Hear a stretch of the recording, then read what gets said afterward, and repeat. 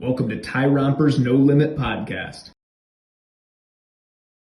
Thank you, boys and girls, ladies and gentlemen, for joining Tyrompers No Limit Podcast, episode number 33. We got the man, the myth, the legend. We got Nick Anderson in the house. This is a man that's a recent retiree from corporate banking. He's now a mentor, coach, and an advisor. This is a man that recently attended a Vegas retreat with me and 6 other awesome men. Set some PRs on that as well. This is a man that's overcome so much and pours so much into others. I can't wait to get a chance to chat with them. A man that is the greatest #1 ranked storyteller ever in the history of mankind. I can confirm that.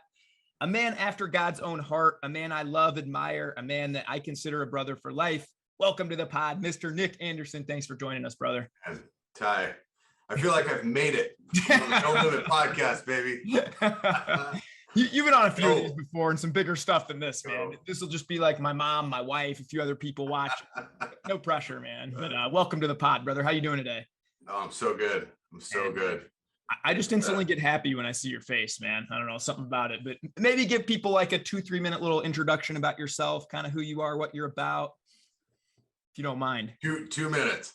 I'll do my best. Well, first of all, if I ever got into UFC, I need you in my corner, man. You're the best hype man ever. My calling.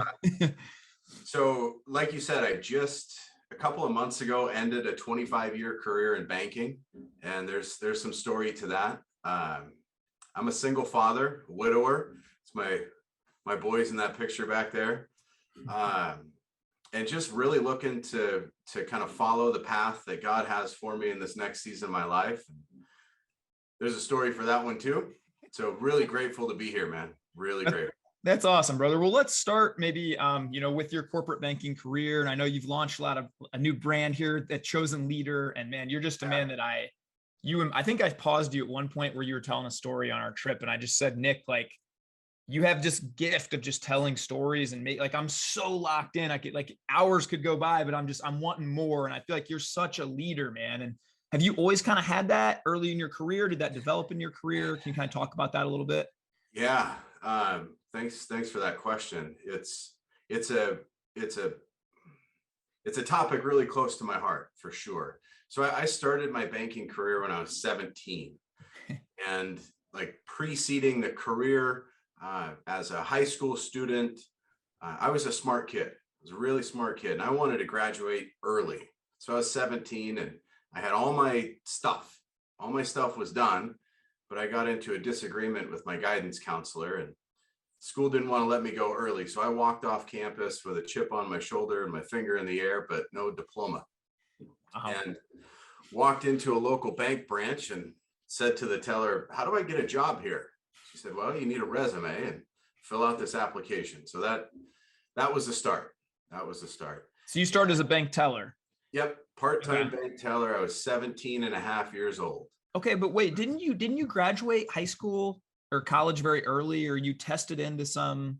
Yeah. When I was in middle school, I was a part of a Johns Hopkins study that had us take the SATs, and my scores were high enough for college admittance then. That's pretty wild, man. And so I just had this dream that I would be done with school early. The school environment just wasn't energy. It wasn't life-giving for me, let's say. I actually wanted to just work. I wanted to make my life. So I did that in a way that was a little unconventional, let's say. So I started working, in a teller window, and after a couple of months, I thought, boy, I really like this, and I'm pretty good at it.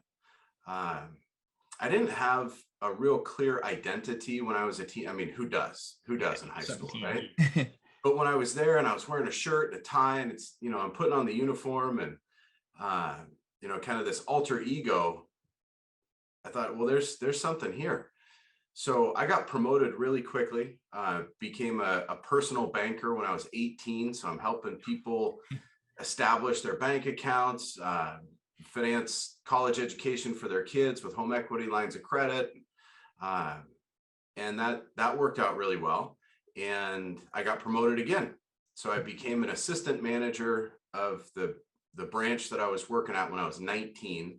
Whew. And I'm pretty sure I was like the youngest in the company at that time. And I don't know if it was like an all-time record, probably not, but so I was asked to join this group of up and coming leaders and read a book called The Leadership Challenge. And that started my journey of investigation and curiosity around leadership. But if I think back early in my childhood, I was given an award on a U10 or U11, like I was 10 years old, on my youth soccer team. And it was the Leadership Award. And I didn't really understand it then. Like, why me? Why choose me for this? It wasn't until very much later in life that I really understood, not only what an honor that was and a gift, but also the opportunity and maybe even responsibility. So that started.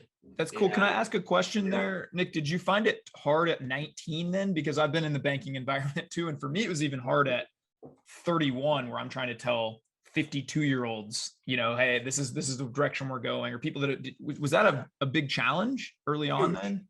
Huge. In fact, the manager that promoted me, she was a real candid leader. She told you what she was thinking.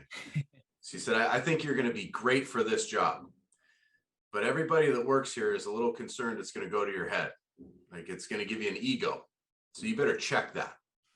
And I was literally like less than half the age, there were people on the team that were in their 40s and 50s, and I'm 19. And so I really had to understand humility and check myself, check my own ego. But I have a theory. I have a theory on management versus leadership, and it comes out in the book. A manager can tell people what to do. A manager can tell people what to do, and they might do it when the manager's around, when you're watching, when you're looking. But a leader inspires others to pursue a shared vision. And a leader does that not by dictating, but by bringing people into building that vision. And so that was the approach that I took, is, okay, we're all here. We have financial goals. We have production goals. We got to make money for the company, but we also have life goals. We want to be happy at the end of the day, happy with ourselves, happy with our lives. So how are we going to do this in a way that achieves multiple bottom lines? Let's say we'll hit our financial goals, we'll enjoy ourselves, and let's all build this together. And so in that, I didn't often find myself in behavioral or corrective conversations with people on the team. I actually found myself more in like building up, uplifting, let's go cheerleader conversations. The other stuff happened for sure. But the vast majority of the time was positive, and that's the way I want to do life. That's amazing, man, that you could bring that in. Was it always that easy then, even from 1920, or is that something you kind of learned as you journeyed through? Because, I led teams in banks, and that was always my goal, right? Was to bring everybody together. I was pretty good at the let's live our best lives. Not so much. Yeah. I was more like, who cares about the company bottom line? They'll be fine anyway, but let's build our lives, but I don't know, like, it sounds like working for you would have been awesome, because you're building people up, and you're helping people. You're not just kind of, hey, do as I say. Yeah. Do as I say, not as I do. You're kind of in there with them, right? Well, that was my design. That was my hope. Yeah. And it seemingly worked out. There were a few, I'll tell you, in my career, I only had to fire one person, let someone go in an involuntary separation. But I had plenty of conversations with folks where they self-selected out. And there's candor. There's, a direct, assertive way to communicate, like, here's where we're going. Here's what we're doing. Here's how we've decided the culture that we've built, let's say. Here's how we want to do this thing.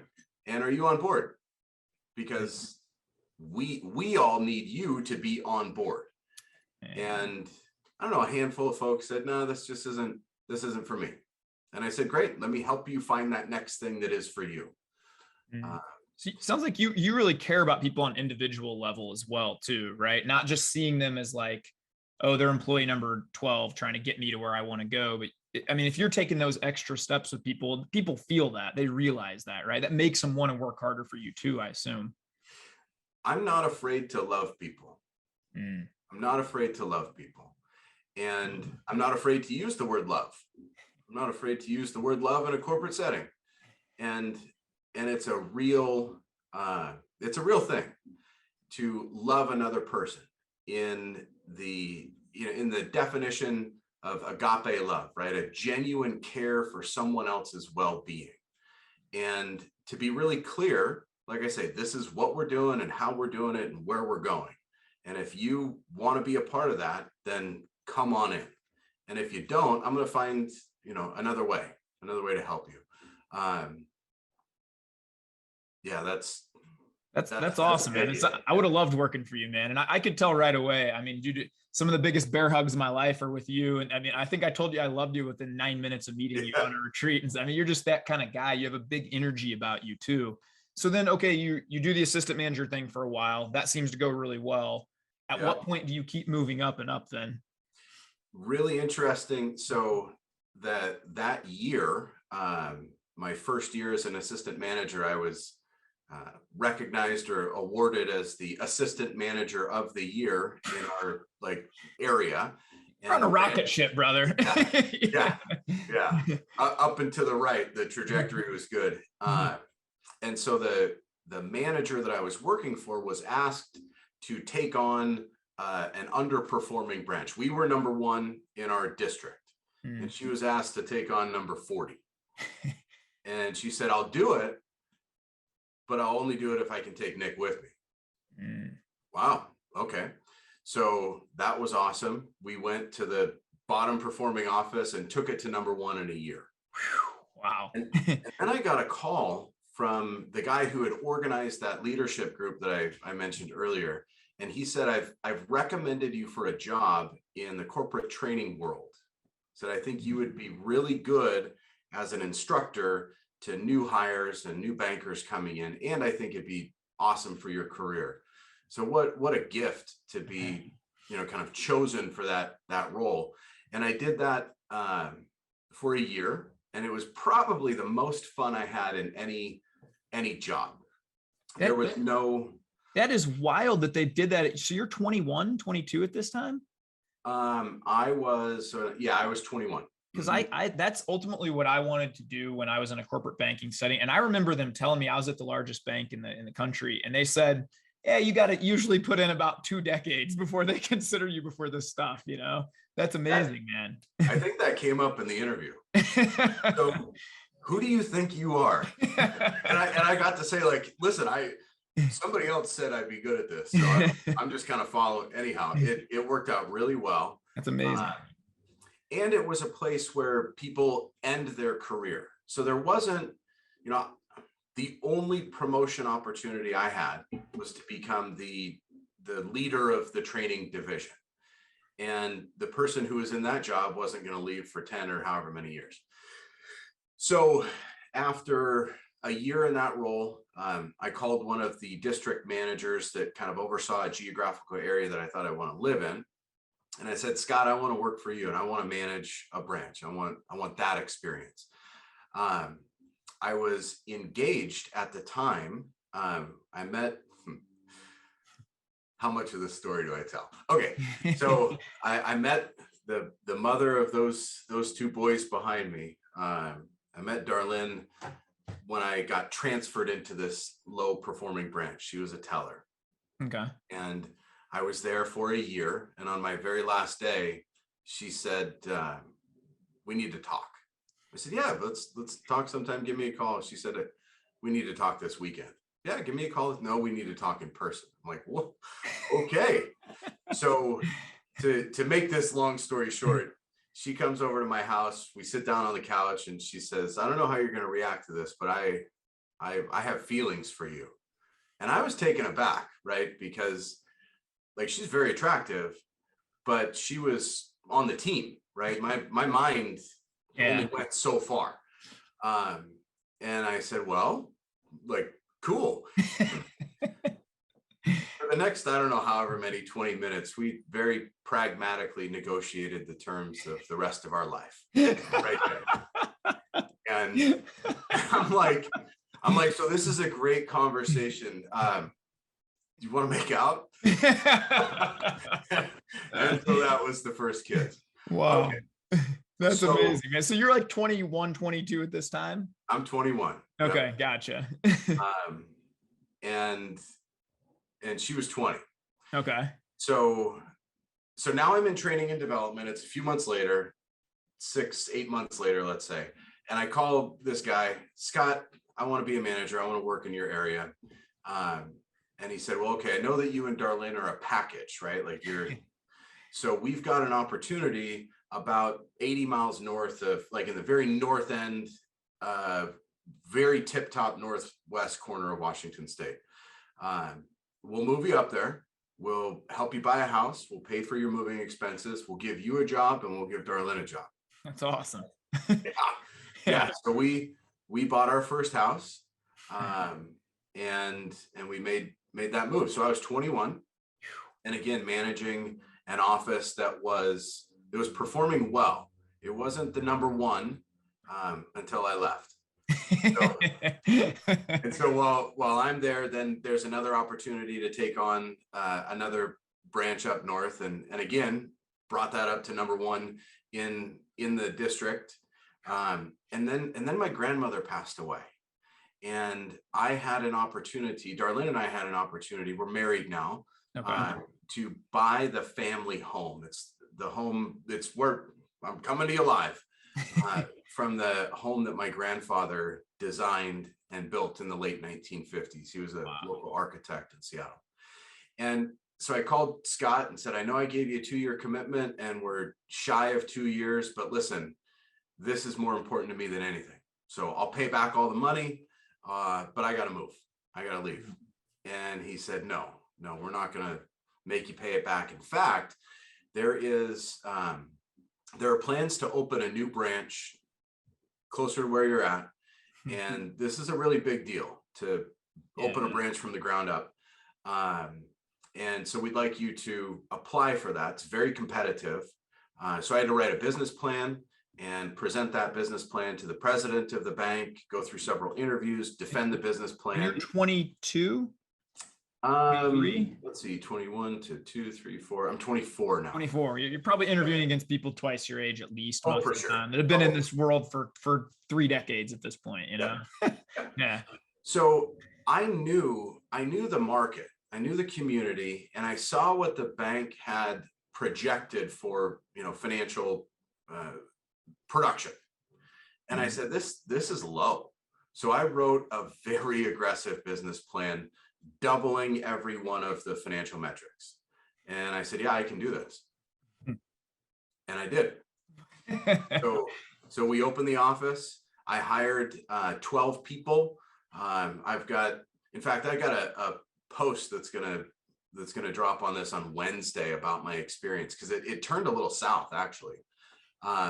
So we hit these numbers. We were, it was a lot of work. Like, I'm sure a new build, right? It's going to be tough. This was the one season in my life where I can legitimately say I was working 60 plus hours a week. Mm-hmm. And normally when people say that, I'm like, BS, like, not really working 60, but I was 6 days a week and 12-hour days, Monday through Friday. Anyhow, we were really productive. And when it came bonus time, we hit all the numbers that were laid out. And we had this massive bonus pool for all the staff. There were part-time tellers that were going to get $1,000 checks, which was like unheard of. But I'm a whiteboard guy, right? So I had this thermometer on the whiteboard, and we were doing the thermometer thing. And like, here's where everybody's getting paid. Everybody's getting paid. And one of the district managers called me and was like, Nick, I'm sorry, but your bonus pool is too big.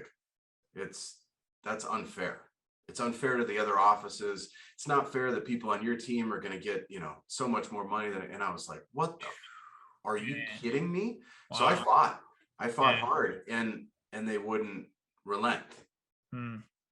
So that was the first time in my career. I'd been with this company 8 years. Yeah. When Seems I like that's the first negative kind of thing. Up until then, you're kind of there's golden child, skyrocket, and then that happens. Probably puts a sour taste in your mouth. there's plenty of stuff that happened along the way, but it's like you don't win a boxing match without taking a few punches. But this was like a low blow, let's say, right? Yeah. And there was no foul points. So that was the first time I recognized, like, I have agency in my career. You're not the only game in town. So I left that bank and I went to kind of a startup bank. And here again, just an awesome opportunity. I was hired in to grow the retail division. The bank had 2 branches at the time. I opened 2 more. We doubled the size of the balance sheet. I was eventually put in charge of retail banking and marketing. That was so fun, man. That was so fun. And it was through the time of the global financial crisis. Banks were struggling, failing, and I was really playing fun with marketing. Ultimately, that bank didn't make it. Too many loans, too many people decided not to pay back their loans, and that doesn't work in banking. So the way that works is the regulators will seize the assets of the bank, and in kind of a backroom deal, they'll already have a buyer lined up. So on Friday, it was Friday, October 10th, pretty sure, the men in black came. There were 40 agents in like black SUVs and suits and big black, like they came, the state patrol by law is required armed guards, at the doors. They put stickers on all the offices, like, that's not your office anymore. This is property of the FDIC. It was pretty intense. That's crazy. So the bank that acquired all of the assets came in, and the short end of that story was, I said to him, I don't want to work for you guys. They gave me an offer, and I just said, no, thank you. And I was really polite. And the response was, it's good to never burn bridges, right? Yeah, it was very interesting. And I remember calling Darlene and saying, well, honey, I'm going to be unemployed after 5 today. And she said, I'll see you for dinner. Wow. It was awesome. So I ended up, we had talked about this ahead of time. I was a member of the senior management team, so there was some indication of what might happen. So, okay, honey, we have resources where we don't have to change a thing about our lifestyle for 4 months, or we can, have boxed mac and cheese and ramen and probably be fine for a year. We kind of elected. I said, I don't want to change my lifestyle. I want to enjoy this. So I was out of work for 4 months. And it was like 4 months to the day that I got my next job opportunity. I declined several because I was pursuing something bigger, something better. I had worked with a career coach. That was one of my first experiences working with a coach. The end result financially was my base compensation increased 60%. So from the job that I left to the job that I took 4 months later, increased my base comp by 60% because I was really clear about what I wanted to do, how I could do it. I knew I had agency, and I had a coach in the corner pumping me up, right? Yeah. So then I transitioned my whole career from retail banking, from consumer banking over to commercial banking, and was the director of a treasury management division. So all of your the ways businesses send and collect money, credit card processing, ACH, all this, the online banking. It was a new frontier for me, and that was awesome. That's awesome. So you lead a team in that for a while, and then you're kind of living happy family, happy life. I want to go back to a couple things. There's one thing, because I know that this chosen leader, man, it just seems like, brother, from the time you were so little, you just had this gift this leadership gift and this ability to bring people in. I mean, I know how hard that is firsthand, and I'll just be upfront. I failed on a couple ends of going into these branches and trying to turn them around. I mean, I could get myself fired up and maybe some other people fired up for a little bit, but the day in, day out grind of getting people from all different walks of life to buy into what the bank is trying to do. Anybody who's never done that doesn't understand how hard that is day in and day out. The fact that you could do that multiple times through multiple different companies, branches, different environments. I mean, that just says everything about you, man. That's crazy to me. Well, the timing of that observation is good, juxtaposed with the story I was just telling, because that job in treasury management, I failed as a leader. Probably it was the biggest leadership failure of my career. And I learned that lesson rather quickly, but I came in with peacock feathers up. Like I was puffed up, and I'm like 30 years old at this time. And I'm like, my stuff doesn't stink. I know everything. And here I'm working with like seasoned professionals that are like, forget this kid. And I lost them. I lost them right out of the gate, all credibility. And it was, I don't know, a couple months in, and I'm like, this just something is off. So I ate crow. I had the, humble pie, and I went to the team and I'm like, where are we off? And I must have done an okay job of making it like, safe for them to tell me how bad I showed up on day one, and that they just didn't have any faith in me. And from that point, we started to turn around because I took my lumps. I was like, you know what, you're right.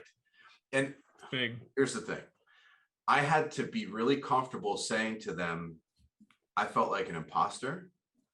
I was afraid that you wouldn't trust me. And so I put on this persona. I showed up like somebody that I really am not. And I'm sorry, because that discounted your credit, like your skills and who you are. And so then I had to take a step back. Right. Yeah. Yeah.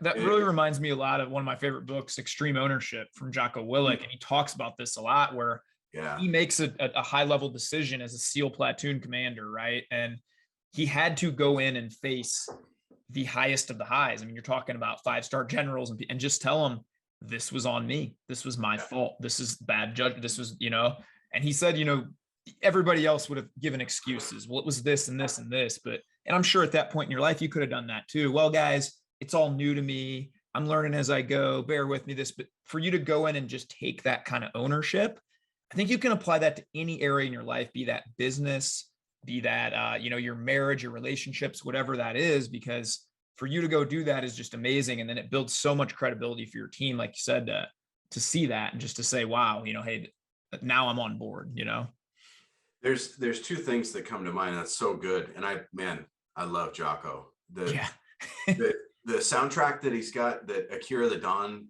made with him, and it's like the gym beat. Okay. I put him on the gym a lot, man. Yeah.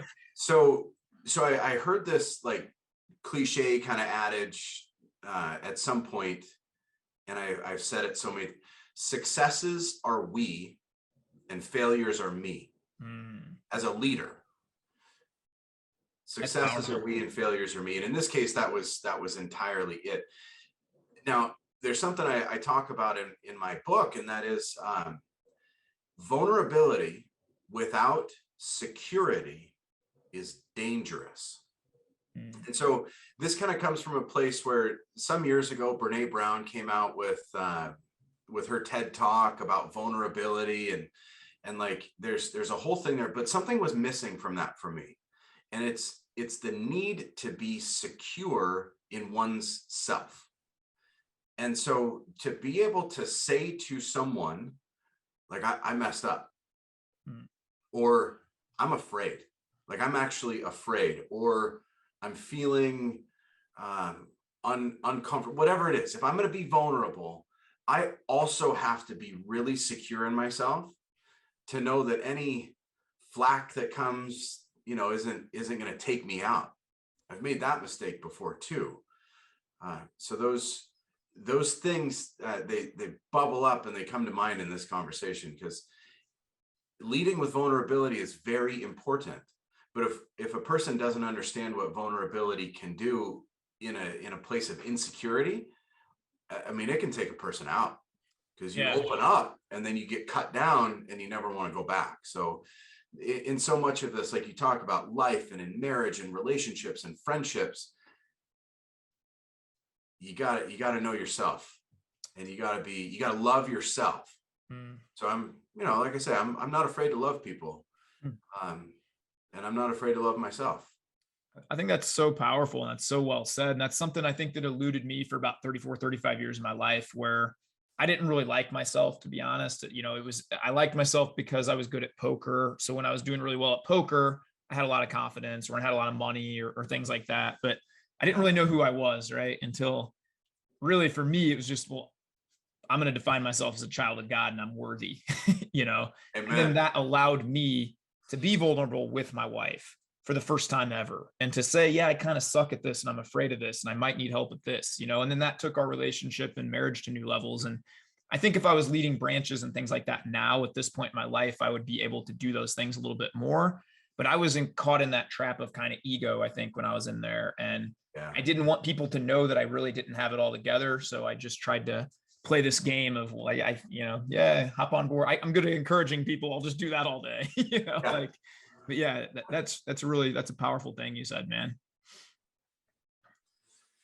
I appreciate that. I want to get into one other thing too, as can we segue into kind of relationships? Cause this is something, I don't know how much you want to talk about it, but you mentioned in the intro, you're a widower and a dad of 2 single kids. And would you mind sharing that story and how that came about? Because, you talk about, you guys negotiated the terms of your relationship. You got married very young. And, we had a chance to talk about that a little on the retreat. I think it's just so powerful.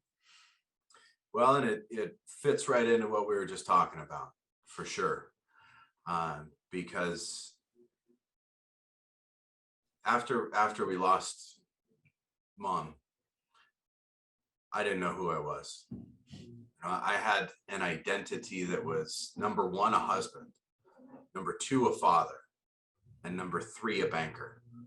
And it was in that order. And so it was 6 years ago, and totally unexpected. We were walking in the neighborhood, and she was hit by a car and didn't survive. Just like that. Any other day, you just wake up, it's just another day, right? You're just out for a walk, person you love, you're just chit-chatting about whatever. And then everything changes, right? Everything changed on every level. I wasn't a believer in Jesus before that moment. I didn't know that. Wow. My relationship with God, like so many, is complicated. I'll dial it back a little bit. When I was 10 years old, I lost my birth father to suicide. And I had this idea that suicide is a mortal sin. And so if I was to believe in the gospel, I would be condemning my father to hell. And I just couldn't do that. Yeah. There's story that follows that one up, but we'll go to more present day. So in just the moments immediately following this tragic accident, I found myself praying. I'm holding Darlene and I'm praying, and they're not the desperate pleas to God to somehow change circumstance, to somehow rewind time, to do something to fix me. It was a conversation with God, and asking him, and it was really the presence of the Holy Spirit, right, that was around me, that was unmistakably there. And so we had a conversation, and it hasn't stopped since. Wow, man. So I'm there in that I'm I'm learning, I'm introduced to who I am. Meanwhile, I have lost everything that I have or that I am. And I went dark for a while. But there's a real dichotomy to this season of my life where there was so much light and so much joy and so much love and so much darkness. And it took years to work through that. And it took help and support. And dare I say, Twitter. We can unpack that one a little bit. And so, here we are today. The boys and I are, we're bachelors. We're doing life. We travel a ton. It was so interesting. I asked him the other day, I was like, well, where's your favorite vacation spot? Where's that we've traveled? And I started listing off, and I'm living a dream as a father. My kids have been to a third of the United States and a handful of, international trips. And in a little bit less than a year, we're going to go to Swaziland, man. Dude, I cannot wait, man. That literally, I haven't stopped smiling since then, man. The fact that you and your boys, and I think Adam Coates is coming on. If you come with us too, it's just going to be a fantastic trip, man. I can't wait for you to meet the kids there. And I haven't seen him in a couple of years. So I can't wait, man. It's going to be awesome. And so what's so wild about that is an international trip, an international service trip like this is something that I've imagined doing with my children since before I had children. So, how these things come together is just awesome. Yeah. So yeah, kind of rediscover, because before this accident, I knew exactly who I was. I knew exactly what my role was. I knew like I was solid. Yeah. And then just in an instant, everything changed. So then rediscovering and going through that, and there's a lot. I mean, there's probably a couple of books in there, but yeah, usually when, John Wooden has one of my favorite quotes, when adversity introduces a man to himself, right? So it's very easy when life is easy to just keep going, but when that adversity hits, which I can't even imagine or fathom that kind of adversity, but I'm sure there was so much growth and so many highs and lows through that next few years, maybe we could get into that. Yeah. So I think the experience that I had put me into a space where there was an opportunity to really redefine myself. So I'm saying I lost my identity. I kind of had this blank canvas. And as I reimagined and kind of created this new life, I had the opportunity to build something just exactly the way I wanted. Mm-hmm. And talk about adversity, that this because you talk about it a lot. When you make a decision to change the trajectory of your life, not everybody's going to be on board. And I lost really close relationships, and I'm heartbroken for that loss, and it was intentional. I went in the direction that I needed to go. And it all was so crazy, man. Was it, can I ask, yeah, that first couple of years was the direction, because you mentioned some dark spots. Was it kind of the drinking buddies and the party buddies that you kind of had to let go of? Or when did you kind of come out of that cycle and more just lean into God and say, hey, I think path? The party lifestyle, that was a part of the darkness. Yeah. Was covering, burying and stuffing pain. So I did not, clean up, let's say. I got more dirty. But there was also this pull in a direction, a pull in the direction of God, a pull in the direction of call it good, clean living. But that's where there was the dichotomy, because there was still the broken, hurt part of me that only knew how to address pain with a liquid Band-Aid, if you know what I'm saying. Yeah. But I could see that this is the direction I need to go. And so I did it unapologetically. And I hurt people. I hurt people in that. I don't really know how to do it over again in a way that didn't hurt, because some of my decision that was not intended to hurt, it hurt, because, it's my father, whom I spoke of earlier, was a poet. And he wrote that goodbye is always so final, like an end to a chapter of life. It cuts through the fibers of being like the razor sharp edge of a knife. And so for now, I'll sit and wonder and ask myself over again, why so many times it's wrong to think of how things might have been. And I sit in that. Because I said goodbye to some relationships. And I didn't know it at the time, but I pursued this calling that is today this brand of chosen leader, that is today this book that I wrote, that is this work of pouring into and following a mission. The mission is to glorify God through loving people and helping them realize their full potential. That wasn't my identity 10 years ago, but it absolutely is today. And it was, I walked through the valley of the shadow of death. And you came out the other side, and you just attribute that through day in and day out, kind of surrounding yourself intentionally with those good people. Yeah. And your eyes focused on God, and just knowing that, hey, he has this vision for my life, and no matter the cost, I'm going to go there. And Twitter. Yeah. So I have to go there, man. I have to go there. So it's February 2020. I'm traveling to Mexico with the family. Corona stuff is, and I'm like, well, how am I want to stay informed, right? So I'm going to start paying attention to Twitter. I had 7 followers, but I was following 1,000 people, let's say. Yeah. And so I'm in Mexico. I'm trying to keep up on current events. But the timeline is just garbage.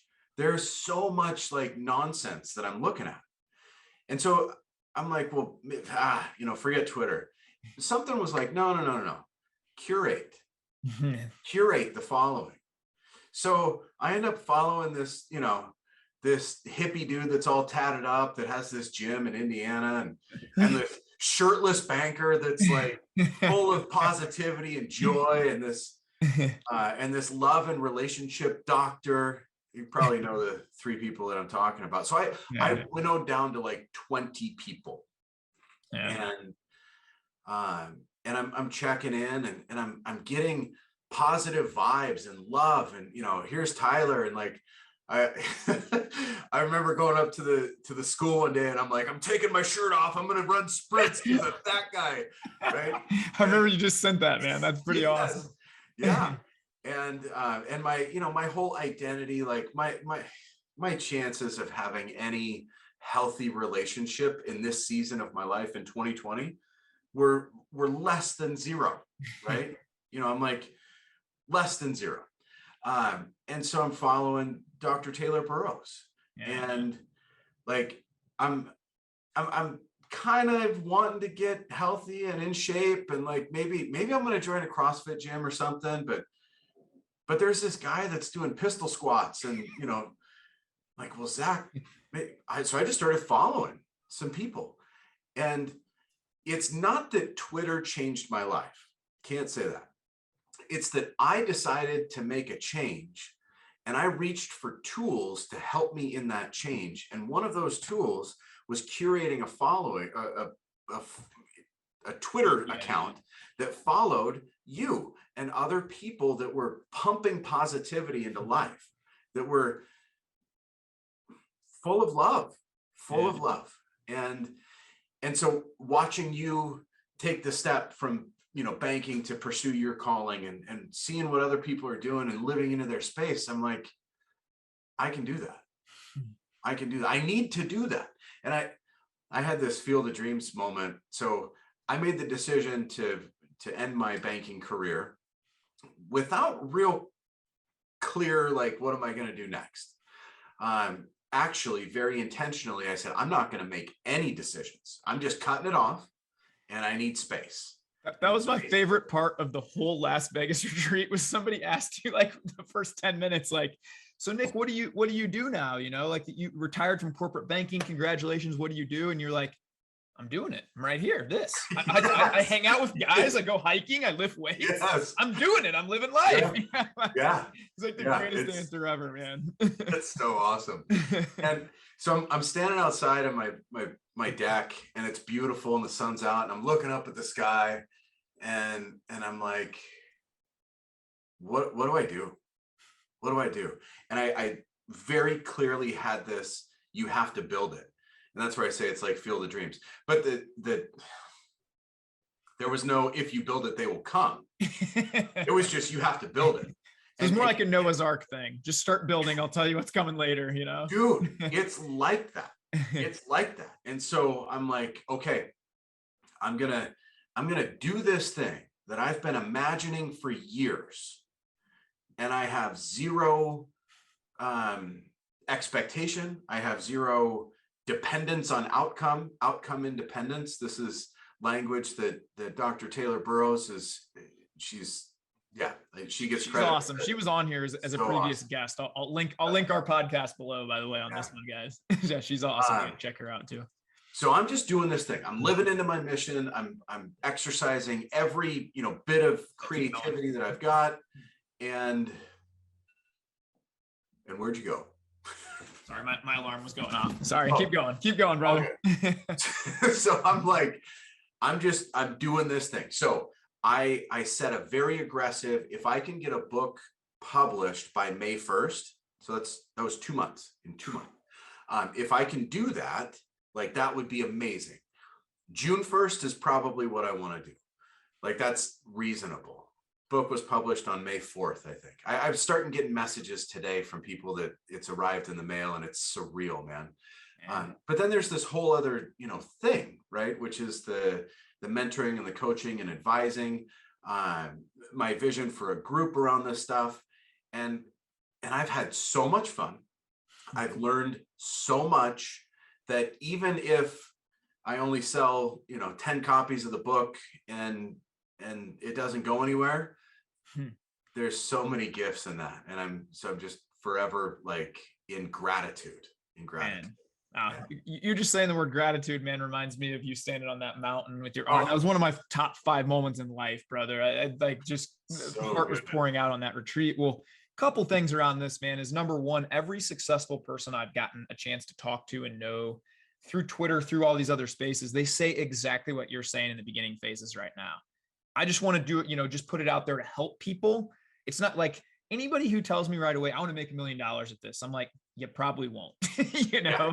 And like, I had the same attitude when I started my Twitter too. It's like, hey, I just want to learn. I still feel that way, man. I'm 65,000 plus teammates in, and I show up every day because it makes me better, man. I get to learn from other people's perspective and gain knowledge and all this stuff. And anybody I get to help along the way, man, that's why I'm here. That's amazing. Wherever God wants to take it. Cool. If he tells me tomorrow, I don't really want you on Twitter, I'll just be doing the same life. I just won't be snapping the picture and tweeting about it, So yeah. I really feel like as you develop this brand, it's so exciting for me to see you move and to see God move and the things that he's going to do through you, because it's just, I told you within 10 minutes of meeting you, like you're like this alpha presence, man. Like wherever you're at, whatever room you walk into, I feel like people are naturally gravitated towards you. I've really felt like that in my life. I could listen to you tell stories forever. Where you're going, I don't know where we're going. It's probably not safe, but I'll follow you, Nick. Sure, man. You just got that kind of personality, man. And I think the amount of people you're going to be able to help with this is just going to be something that you probably can't even fathom today. Like we'll probably be chatting a year from now and you'll be like, brother, I just got invited to do Joe Rogan. It's crazy. It's, like who knows where God's going to take it. But I really see that in very few people that I'll say that to. Because most people, I don't want to, put these massive expectations, but I feel like you're a guy who's just truly a chosen leader, man. You're supposed to do these things. It's very apparent to anybody who spends time with you, man. So I love the fact that you're answering that calling and really just saying, I'm going for it, like flattered, and can I hug you through the screen, dude? I love Bro you. hug, man. Let's I just love virtual you. hug, man. I do. I do. What I think the notion of chosen leader and kind of the genesis of that brand, and I tell my why story on my website, chosen-leader.com, and I made a video about this. And anyhow, my argument, my premise is this: that leadership can only occur when a person chooses to follow another. The choice of leadership is not the choice that the leader makes necessarily, but it's always the choice of the follower. In fact, it's in my dedication in this book. I love that. That's kind of the same kind of thinking I say all the time. Like, I can't motivate anyone. That's not possible for me to motivate you. Like, I'll get you motivated me. All I can do is kind of turn you into that inner motivation, that self-motivation, maybe give you a hook where it's got to come from within you. Or yeah, maybe you can get pumped up to go run one day, but it's not going to follow through if it's not your thing, you know? But if you look at the experiment that social media is, and Twitter in particular, because you don't get to invite friends to Twitter like you can on Facebook and LinkedIn. People have to choose to follow you. Mm-hmm. And the evidence that 65,000 people have chosen to follow, and it uses that word, follow Tyler, because of what you bring into the world and you bring into our lives as a follower of Tyler. It's wonderful. It is wonderful. And so I say to you, congratulations. I appreciate it, brother. It's humbling even to think about it. Like, I don't really try and think about it, or, you know, like, because it's weird, you know, if you think about that. I tell people all the time, I feel like I have 0 followers, just teammates, man. I just want to build everyone up and be kind of a winning unit together. But I see that in you too. And I think that's why you're going to be so successful with this venture. So can you maybe talk to any guy listening out there, or woman listening, that would say, hey, this chosen leader, this Nick guy, he sounds awesome. What is this all about? Maybe give us your little elevator speech. And while you're doing so, I might look down 1 second because I need to text my next client, and I'm going to be a little bit late. Good. So I'd say at the outset, what I think would be so cool is somebody who buys the book for $13 and leverages social media, because I'm accessible, right? If you're following on Twitter, even if you're not following, you're like, whatever, or LinkedIn, I got a huge LinkedIn network. Like, you're reading the book and you have a question, or you read something and it hits and it resonates. I'd really enjoy having that conversation on the public square. Maybe someone reads a lesson in the book and they're like, I don't agree. That's not my experience. Let's have a conversation about it. That to me sounds fun. That to me sounds life-giving. And so that's the place to start.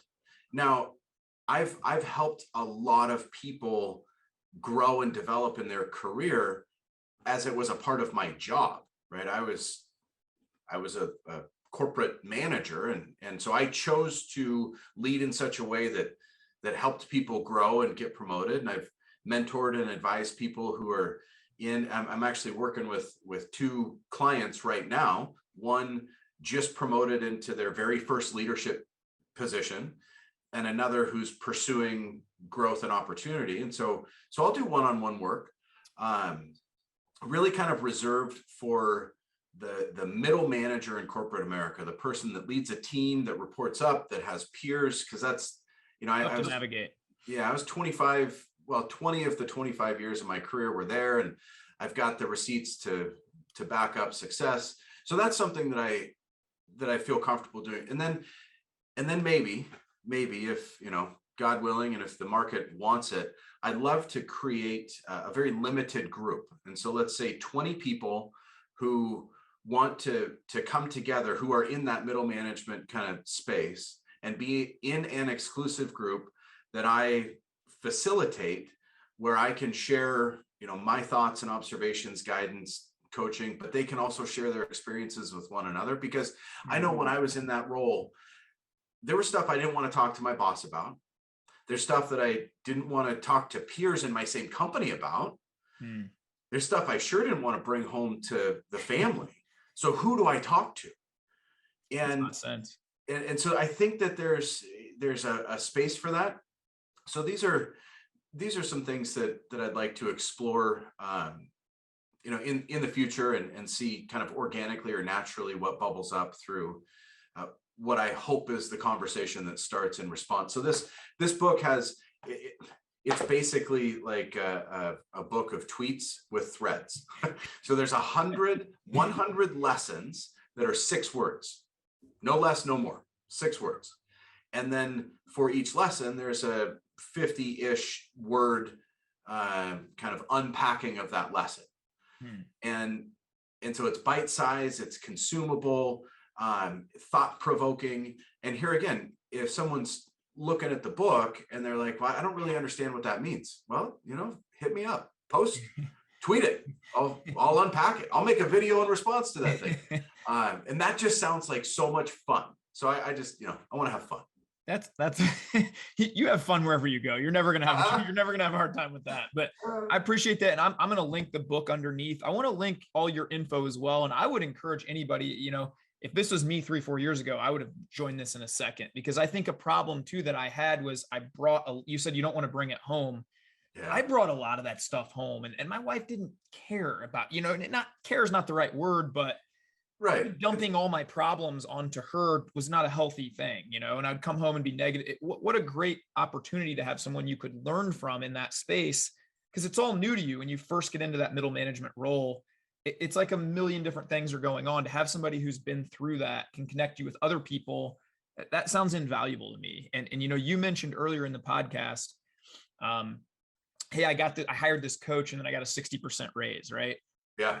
I will never again not hire people, coaches, mentors. I mean, I literally hired Zach Hommel, that crazy coal miner with tattoos, and and paid the guy like $1,500, and then a year and a half later, literally every metric of my life has 10 to 100x. From my marriage, my fitness, my health, running my own business, transition, creating the life I wanted. And so, anybody out there who says, "Well, I don't want to spend a little bit of money." Number one, it's $13, order the book. And number two, don't go out to eat. Don't, meal prep one day and don't go to the pizza buffet with your coworkers, but number two, I think, the experience and expertise that you could bring and help navigate people through that would just be invaluable, man. That's awesome. And I just love that you're offering that. It's cool. You had one saying I want to go back to, because I didn't understand this, and I was hoping you could lead me through this. You said, I only play at 90% most of the time. Yeah. What did you mean by that, as far as leadership, or as far as, what that means? There's a notion in the kind of psychological world of shadow. Stuff exists in a person's shadow that we don't always want to acknowledge, stuff we want to hide from the world. So that 90% thing lived in my shadow for a long time. And it was born from this. I've always been a big human being, right? I'm 6'1", 245. You're a hoss, man. When I was younger, if we were wrestling around or horsing around, I hurt my friends, broken fingers, broken collarbones, just from playing. So I never played football, because I was afraid I was going to hurt somebody. That was in my shadow. I played soccer and I hurt people on the field, and I dialed it back. There's a lot of areas in my life. I was the smart kid in middle school, but I got attention for that I didn't like. So I dialed it back. So I lived at 90%. I never is a strong word, but just for the sake of this, I never wanted to go 100% because I might win. You ever heard that theory that people aren't afraid of failure, they're afraid of success? There's truth to that in my life, and that lived in the shadow. So I was afraid to really step into my full self, either on the field or in the classroom. So there was some false humility. Okay, so now I'm going to take that and I'm going to bring it out of the shadow and put it in the light and embrace it. When I showed up at that job that I told you I totally messed the bed on, I tried to come in as 100%, peacock feathers going, like I'm the man, right? Backfire. Mm-hmm. As a leader, when I show up at 90%, that leaves space for other people to shine, for other people to step into their own 100%, for other people to discover themselves as a leader. Now, there are times when I have to go 100%. Absolutely. Because I'm competitive, right? So there's times where if nobody else has got it, I got to be the one to go. But I've calibrated and gotten really comfortable in my life at kind of showing up 90%. So not always being the one to talk in a group setting. In fact, try to be the last one to talk. Not always, unless it's a sprint race against Tyler. Bro, I'm going 100. So there's times where it's 100. Yeah, that was fun. It was so fun. It was so fun. But just a backstory on that, we were having sprints at the end of our hour-long workout, and I said, "Hey guys, just go 50%. Let's take the first one easy." And then I went out of the gate at 100 just so I could talk smack about winning the races. So, little inside joke. Well, sorry, and I wasn't even listening to the 50%. I'm like, I got to show up here. Like, this is, man, I was so gassed. But so there's times, but those times are not all the time. And they should be for me, they should be few times, because the African proverb, if you want to go fast, go alone. If you want to go far, go together. If I'm always at 100, there's not room for others to step into their 100. Makes sense. And I don't want anybody to play at less than 90 either.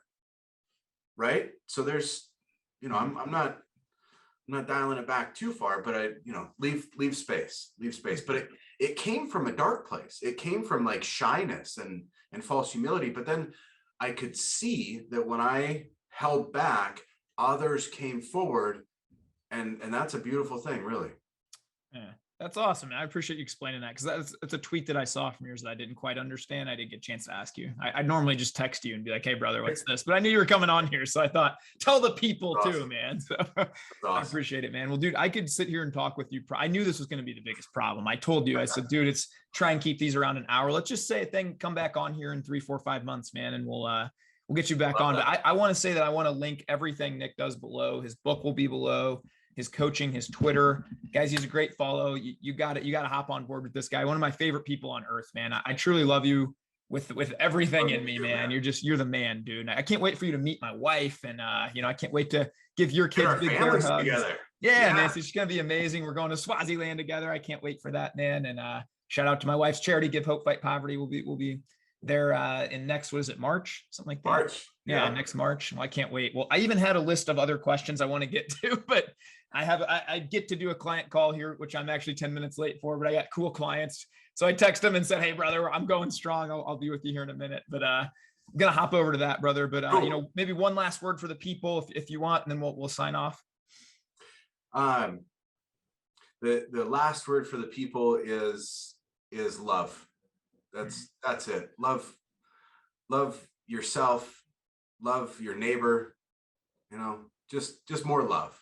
Man, amen. What a world, man. That's the world I envision for our kids, for everybody, is everybody just being kind. So on that note, guys, thanks for listening, tuning in. It's been Tyrompers No Limit Podcast, episode number 33, 34, somewhere around there. I think you guys have the greatest day of your life. Again, love yourself, love others, be kind, go bless up, give a compliment to a stranger today. Let's change the world with kindness. Go have the greatest day of your lives, people. Yes, let's go.